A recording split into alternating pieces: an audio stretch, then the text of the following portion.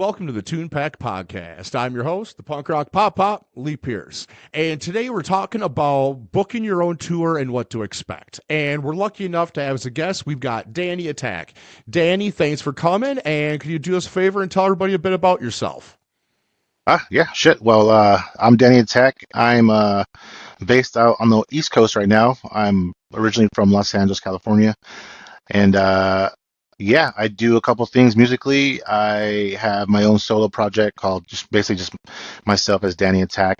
I have a punk band called Knives, based in Florida at the moment, and yeah, there's all things music for me right now, and yeah, just trying to get out there, really.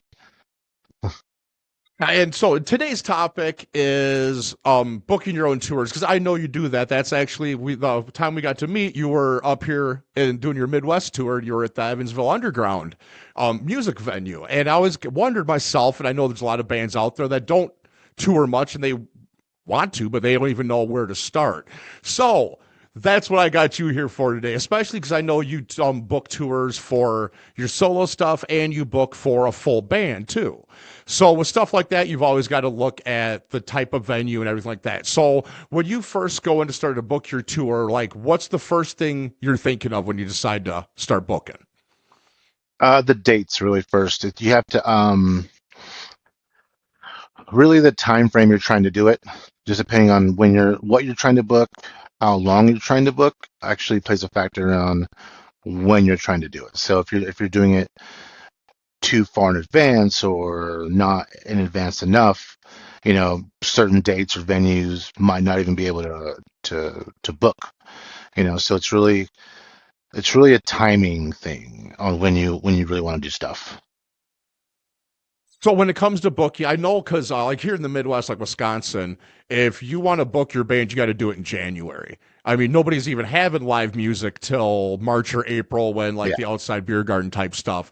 Did you come into issues like that too, where you're kind of doing all your booking for these tours, like you've got 1 month to do it, or is that more of a regional thing?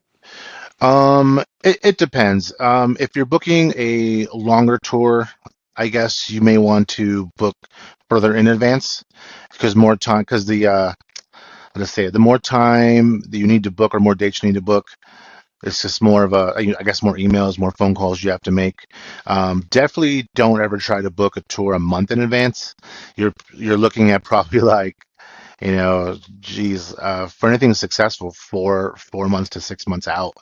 The bigger the venue, they're kind of accustomed to that because they're used to the big tours and the big bands booking that far in advance. Whereas if it's a little venue or even just a bar, small club type deal, they can cater more to months, a couple months and things like that because they're not booking too far in advance. I've run into problems where I've hit up, venues and they're like, oh, we're not booking then yet. We're not booking till then. Or we're not, hit me back up in a month or two and then they'll start looking at the calendars then. Depending on the venue, depending on the promoter for the venue.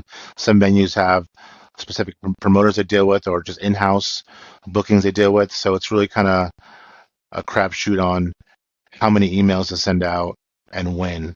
So there's no real exact amount of time, but obviously the further in advance you can do it.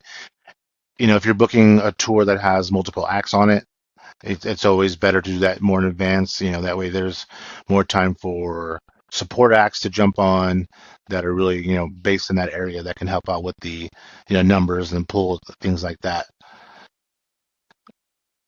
So, got another good question for you. This actually was brought up. I had an episode last week and it got talking about collaborating and touring with other bands. And something this band hadn't thought about was when it comes to touring, stuff like lodging and meals and not planning for that stuff ahead. They're like, the tour ended up costing us money because we didn't pack a cooler, we didn't pack Yeah. sleeping bags, we did, and all this stuff, little things that people don't think about going into it. What's some good advice when it comes to stuff like that? Because I mean, you don't make a lot of money on a tour, and you want to keep what you can, so you don't want to be spending it for Yeah. necessities when you're on the road. Yeah. I mean, like you said, the cooler part, that's definitely a big thing, especially on the longer drives when you have like, I mean, depending on the region you're touring, you can drive a good 8 to 10 hours just to get to the next area to play. So the cutting down on the amount of stops to do, for stores or drive-throughs or whatever the case is, definitely having a cooler packed with, ice, water, soda, alcohol, whatever, whatever it may be, and then the snacks, normally the snacks don't need to go in a cooler, but if you have those, it cuts down. You need, oh, hey, I'm hungry, or someone's hungry, depending on if you're with a band or if you're touring by yourself. For me, it's pretty simple when I do a lot of my tours. If I'm not touring with a band, I have a cooler, I have my, trusty Bucky's bag, that I have, packed whatever I want in there, and then everything's kind of an arm reach for me, so I can just grab stuff. The only time I really need to stop is when I need gas, and that's kind of when I decide I'll need to use the restroom or whatever the case is, because usually I'm pretty good on the road driving long distances. So having the minimal reason to stop definitely, is better. So having those things on the road, the refreshments, stuff like that to keep you going is pretty good. And as a people, I mean, if we're driving past the gas station, we want snacks. Right. Especially. So you'll end up stopping extra. And even if you don't need to, when you stop for gas, you might end up getting snacks and stuff. Hmm. And like we all know, we're all adults. We know that bag of chips at the grocery store is way cheaper and goes farther than that small bag of Doritos at the gas station. And Oh that yeah. stuff adds up real quick, especially when you're living on the road for weeks or even months. All those little things. So it's planning ahead. I mean, I think Yeah. that's any trip, whether it's tour or a family trip, Yep. is that planning ahead. What's some more advice you got when it comes to the planning ahead stuff for like the actual physical trip itself? Making sure your car's pretty in well maintained condition is probably the number one thing you want to do. I'm really good about getting my like oil changed, all the time while I'm on the road before I leave, things like that. Having your tires checked out, rotated, things like that. That's definitely a good prep. I have like a small SUV, so I take that thing in to get there's oil change every. It's a new car, a new-ish car, so normally it's like 5,000 miles, but because I drive it so much, I do the normal 3,000 miles, things like that. Make sure I have the top oil in it that it calls for, tires rotated, new tires, things like that. So that's always a good thing to make sure you do. And because I have a newer car, I don't have to worry about too much stuff for maintaining it. As long as I'm good on that. When I had my cars before, though, this thing's broke down all the time. And I didn't know too much about cars and keeping them. If something breaks, things like, I was always at the mechanic or my car was always in the shop for a reason, and that does play a factor. And like actually, when I was before I got this new car I have now, I was on tour in Canada, and I was actually on tour with another person, my friend Adam, who's actually based out of Canada. We did a small thing up there, and we were in my car. And not that I didn't keep my car maintained like I'm saying to do now, but stuff happens, and so that car ended up dying on us in Canada. And I was able to drive it out of Canada far enough into, I think I drove through Montana or something, and then went into Idaho.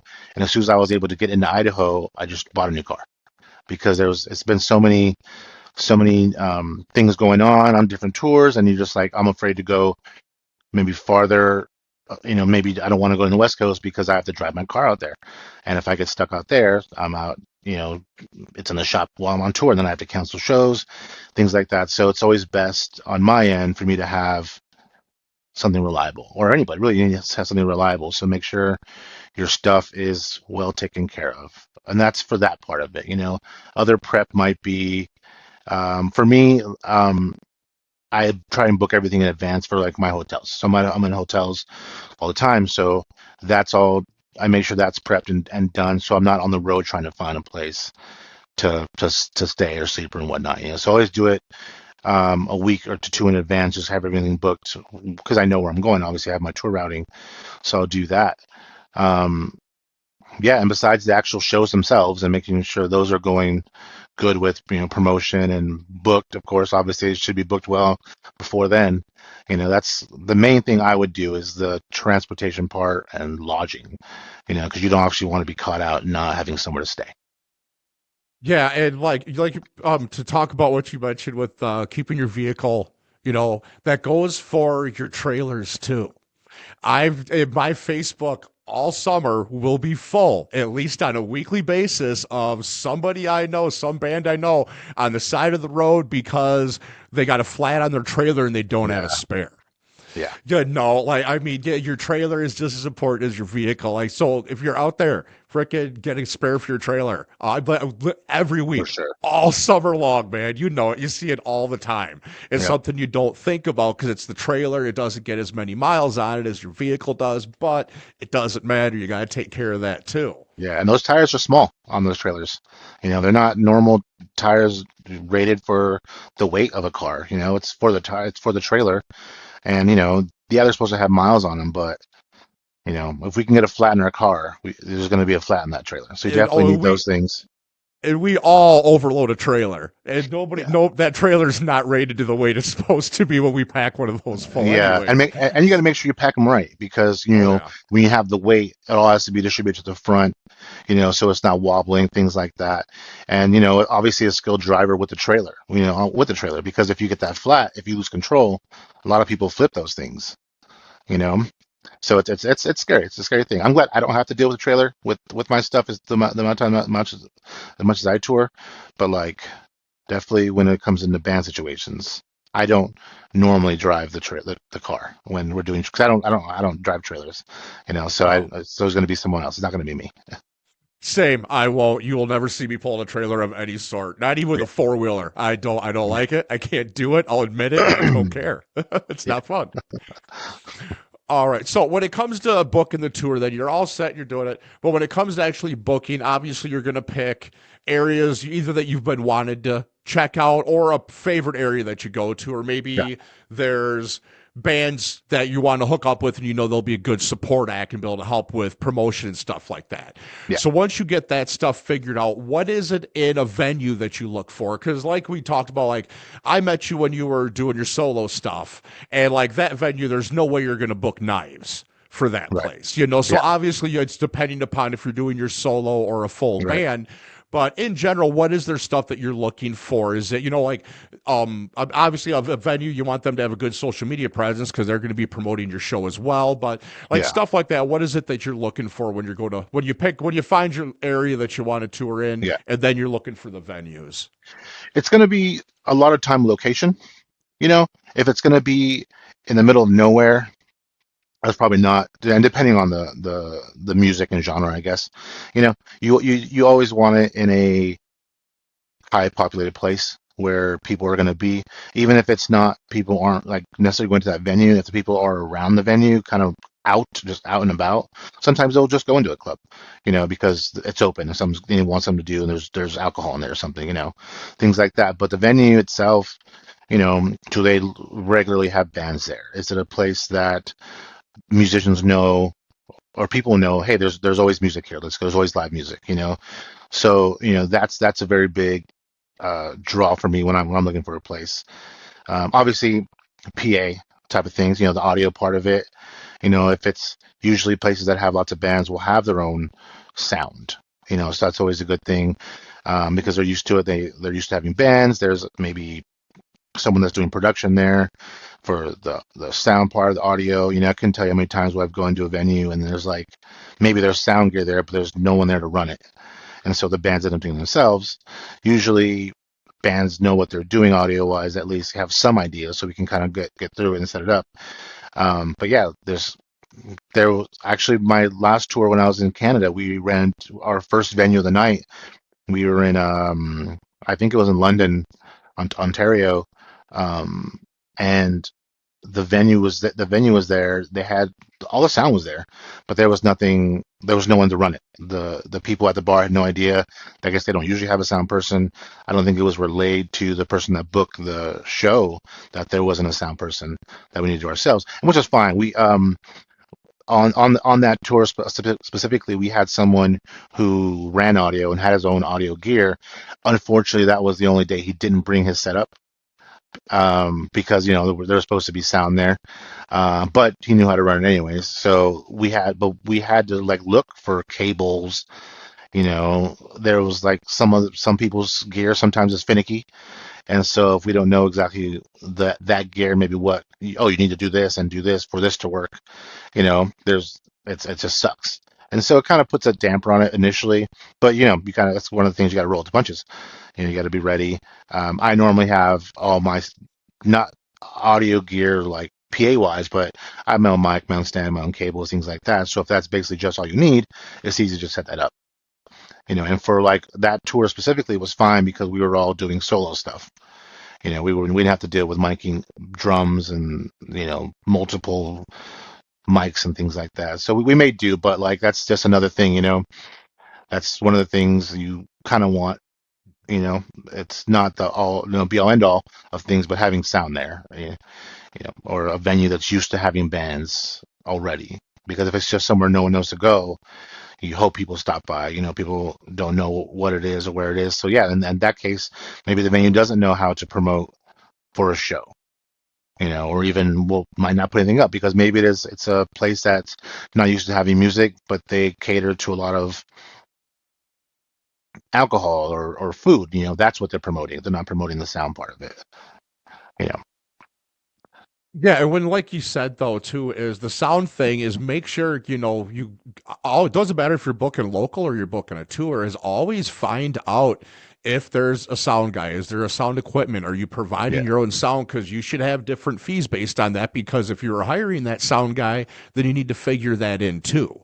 yep, So just as good advice all around whether you're on tour or not like we said though especially on tour when you got money's tight anyways and you're trying to hmm, make money not spend money yep, and you got, like you said, then you have the days where your guy that usually would do sound doesn't have his stuff, but he shouldn't have had to, right, So yeah, that looking ahead, those emails beforehand are always important. Hell, write out your own little application that you can go through when you talk to these venues. Say, hey, this is what I'm looking for yep, my tour, and look into this stuff. They don't mind. The more professional you come at them, the more impressed they are. They know yep, they're going to get a professional musician that's going to come in. They ain't going to wreck equipment, and they're not going to be a pain in the butt to work with. yeah, So and like you mentioned, bringing your own a lot of your own stuff.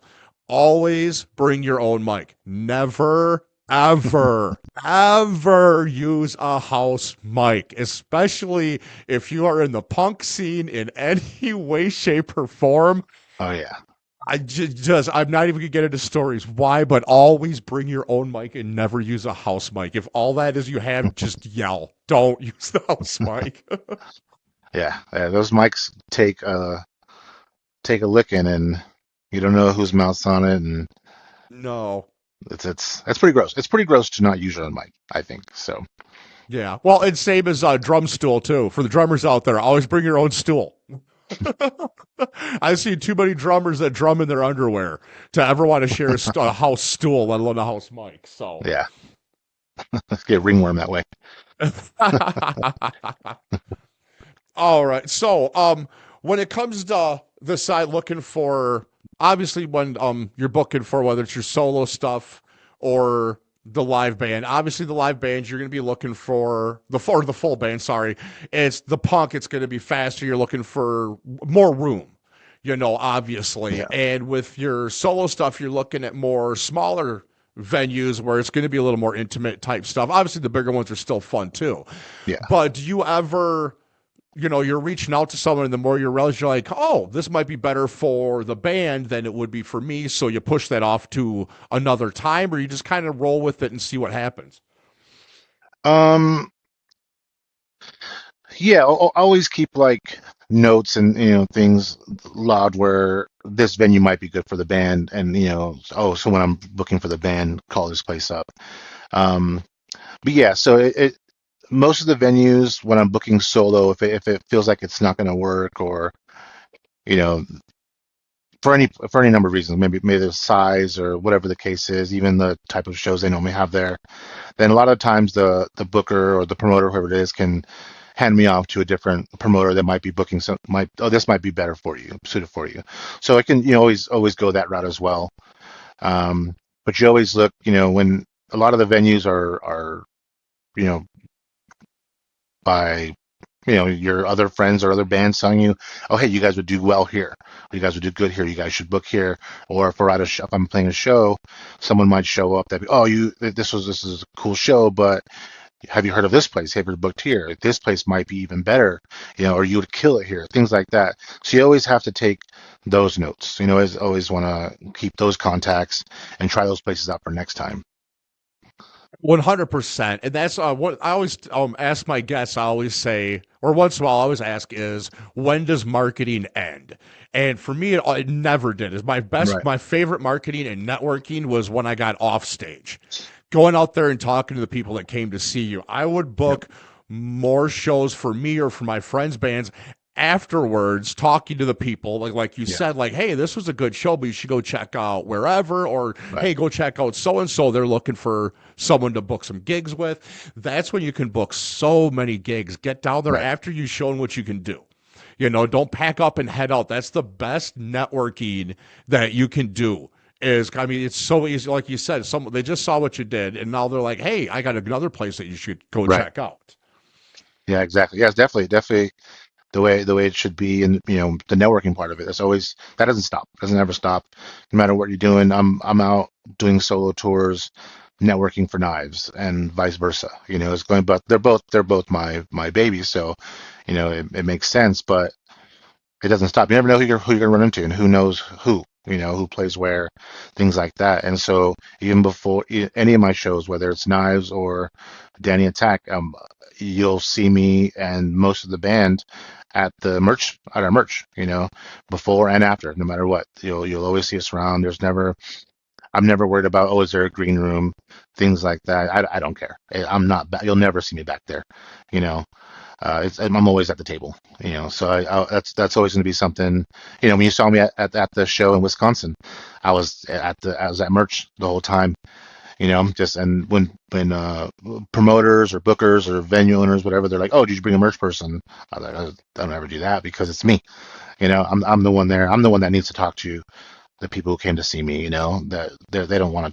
Yeah, they want to buy stuff from the merch person, but it's always personable when someone can get what they want from your band, from you, merch wise, t-shirts, things you may want to sign, or things they want you to sign. I mean, if you're there, you're already there. Strike up the conversation, talk about whatever it is, whatever they want to talk to you about music wise, or if it's just someone who's like, hey, you should come play a show here, or hey, here's my card, or I'm in this band, check us out, let's do a show next time you come through.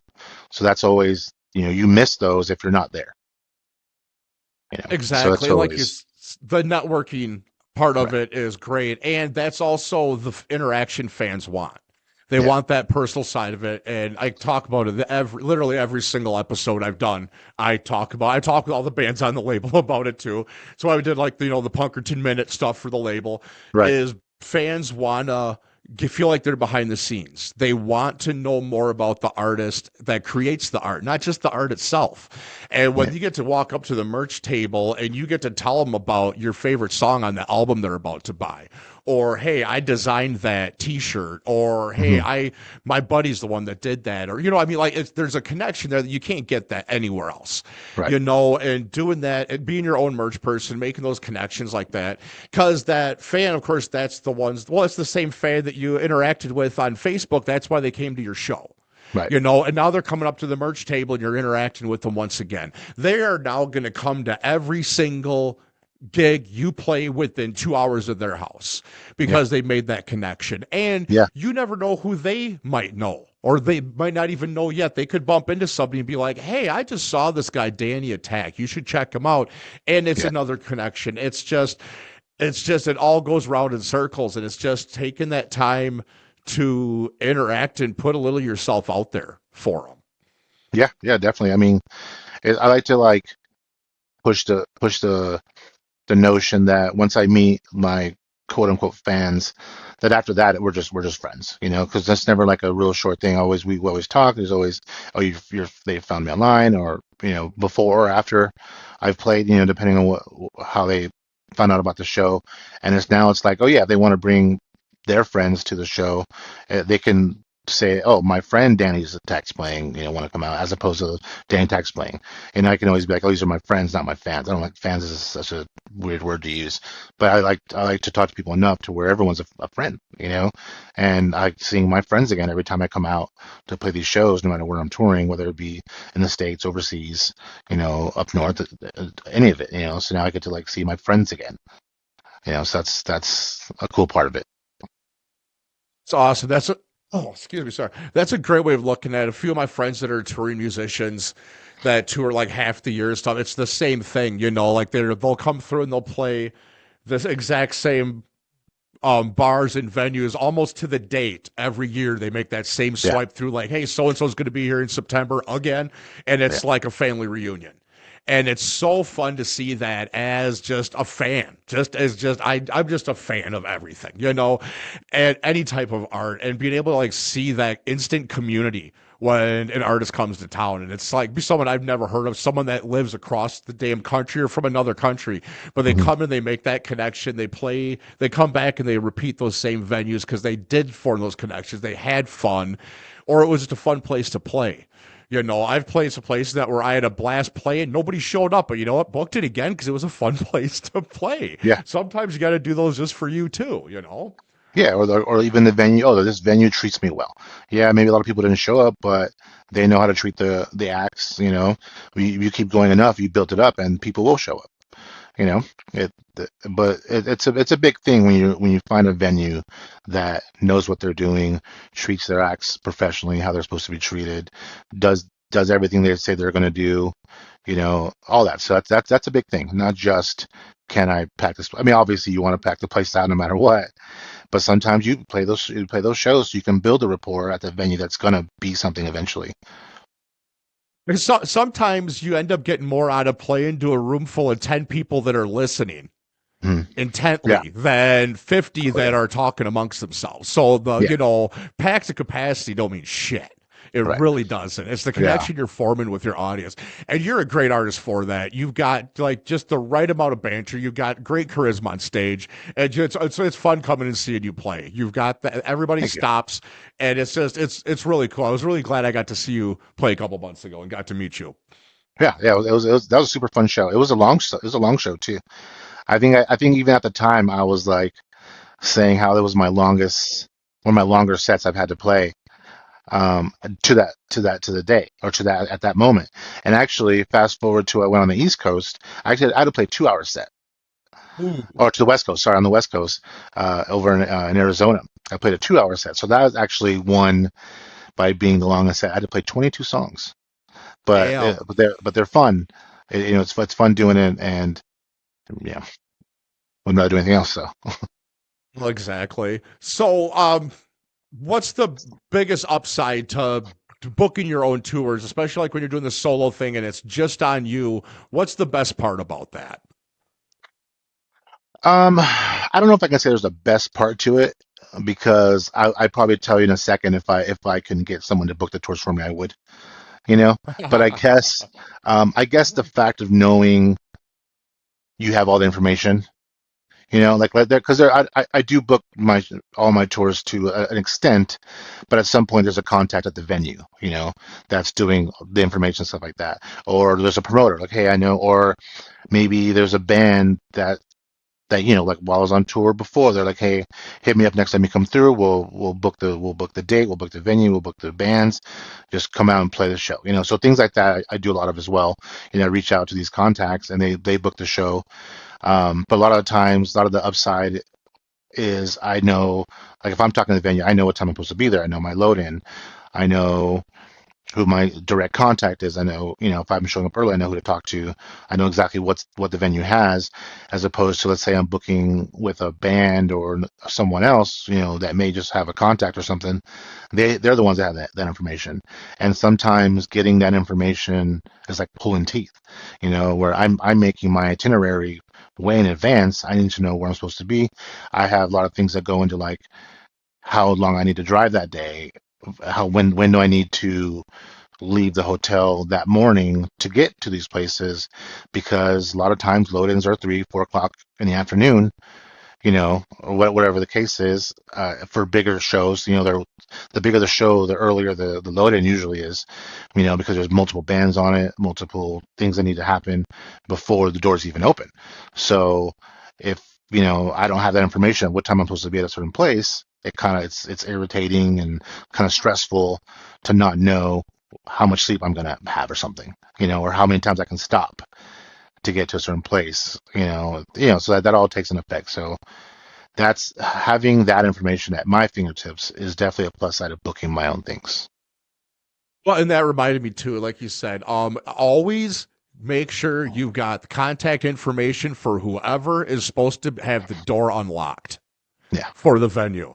I've had before where you, like you said, it's a bigger show, so loaded early. You get there and you're like, it's locked and there's not even a car in the parking lot, and yeah, you got to contact someone else who knew the person that booked it, and you can't call, be like, hey, where are you? And now you got a yeah, half an hour of playing phone tag to even find out that, oh, they're just running late. Okay, now yeah, I've had a panic attack in the middle of a parking lot not knowing what's going on. Thanks, that would have yeah, been a nice heads up. So yeah, always exactly. get contact information for who's supposed to be opening the venue or is supposed to be there when you're loading in. I know a lot of Yep. people have dealt with that too. Yeah, it's stressful, like, being out there in a town or state that you're not from or don't know anything about, and you're just hanging out, not doing nothing, waiting for those doors to open so you can do what you need to do. Because even if it's not a early load in, there's stuff that you need to do yourself to get yourself ready, you know, for these things like that. So later someone else may be that pushes, the stuff that you want to do or need to do, back. And, so it's just kind of a timing thing, and having that stuff, those contacts or having all the information at your fingertips helps, a state of mind, I guess. And being out there on the road for however long you are, having the least amount of stress is always better, obviously. Well, and yeah, the last thing anybody especially any band wants, or anyone for that matter, is to be stuck in a parking lot. You can't get loaded, and you don't know what's going on, standing around looking suspicious in a town you don't know, and they don't know you. I Yeah, mean, five musicians standing around a beat up van in a parking lot. Cops are going to show up. You know what I yeah, mean? You don't want to be hassled just standing around looking suspicious, whether you're trying to or not. yep. All right. So, about time to wrap up here. So, what do you got coming up? I know you got a big thing coming up. We talked about it previously the time that I saw you. Tell us Yeah, yeah. about. Last time, when I was in Wisconsin, we did the Punkerton Minute thing, and I think I kind of talked about the festival that everyone needs to go to. At the time, it wasn't announced yet, so I couldn't say anything else except for go to the show. But now that it's already been announced, for our section of announcements, yeah, in October, the last weekend or the Halloween weekend, I believe it is. I don't know the exact date for some reason, the 25th, maybe 26th, something around there, whatever that weekend is. Both myself as Danny Attack and Knives will be playing at Fest. So that's out in Gainesville, Florida. Super cool. Hundreds of bands are on that, playing Thursday through Sunday, in Gainesville. So it's always a blast. This will be my, I want to say, fifth or sixth time playing this festival, and then Knives, this will be our third year on it. So we're definitely stoked. It's fun. It's one of the funnest, if not the funnest festivals, to play for myself at least, and I love it. It's good. The fans are great. The staff, which are made up mainly of volunteers that love doing it, love going. It's you can just tell it's just like a big community out there, and it's just great. And so as long as I'm already available and asked to play it, I always will. So that's See, cool. it's so funny. It blows my mind when you, because we were talking about, I wanted you to promote that while you're on today. I'm like, oh crap, it's probably like will happen before we get the video. I forget. See, I'm from Wisconsin, so there ain't no festival after like September because we could have snow in October. So like, Right. nobody's playing in music festivals for like end of October. We could have a foot of snow and stuff like that. So it still blows my mind that everywhere else gets to have festivals year round and we don't. Oh yeah. they're going. All right. So what else do you got coming up later this year? That's kind of the main thing right now. There's a few things here and there that we have that are in the works, but for the most part, that October thing is going to happen. I will be going down to Colorado in September to do some cool stuff, but I will announce that once either it happens, because when I do it, it's not whatever I'm doing is not showing up for a bit. It's not like a show or anything like that. I'm going down there for a particular reason. So once that's more in the works, I'll be able to share more on that. But Knives has a new drummer now. So we're getting him kind of just situated with the songs. We're in the studio at the moment, getting a couple things in for release digitally. So we'll be doing that. And then, yeah, just getting that situated, getting everything pristine and primed for Fest, and whatever else, small things that will come before that. But that's definitely the main focus is me writing and getting Knives taken care of. I think we were looking at a first quarter of 26 tour. I think we're going to do like an East Coast thing where it's just straight up and down, a week or two, whatever the case may be. But that might be the first big thing we're going to do after the festival. So It'll be a lot of fun. That's cool. yeah, You got to get this way with the full band eventually. Up to, I got to do a Midwest one. I'd love to see you yeah, guys. that might be actually part of it. So we're in talks, looking at things right now. But and that, yeah, that's like I said, it's first quarter of next year. So once I can start getting more situated in that, once we're solid on with the band, getting everything going. Justin's super great. He's really good at what he does. So he's a big part of this and a fast learner too. So once that's all done, it won't take too long. Then I can start actively booking stuff. I just don't want to book anything now. Um, and not that I'm saying we're in limbo or don't know what's going on, but I'd rather just be ready and then know that we can take a show on a dime or, something like that. That way it's like, oh, we're not ready yet. Like we have had offers already that I've had to turn down because, we're getting everything situated with the band. So once that's done, then yeah, then we're looking at hitting strong with the band. I'm just doing Danny Attack stuff, writing as well, things I have in place for that. But I definitely want to push Knives, and then obviously we have the album that's out on Punkerton. I have my own albums that are out on Punkerton as well as Chainsmoking Records. So you can actually find Ghost on chainsmokingrecords.com. You can find Kiss You in Hell on punkertonrecords.com. And then I have other talks as well about releasing some old stuff that I have in the rest of my catalog. So yeah, cool stuff coming up. Hey, thanks for coming on. It's been a lot of fun. I've been looking forward. We'll see, actually, back like in January when I first started the podcast, I had come across your music about the same time. And I was like, God, I would love to have that guy on my podcast. And I was actually going to come talk to you about it when I was like, oh my God, he's going to be playing Evansville Underground music. I'm like, it's an hour from Yeah, my house, not even a half hour. I'm like, that is perfect.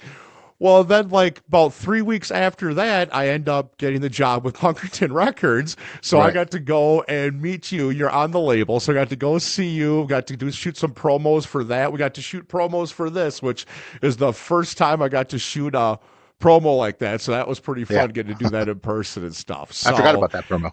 yeah, we already got that done, so we ain't got to shoot that after we're done here. But I just want to say thanks for coming on. This has been, like I said, I've been looking forward to this for about 5 or 6 months now. Yeah. So Oh yeah. thanks for coming on. Everybody, thanks for watching. Please like, subscribe, share, give us some feedback, good or bad. We want to know how we're doing. Danny, thanks for coming on. You've been a great guest. And everybody, have fun. Be safe, take care of each other, and we'll see you later. Yeah. Thanks for having me.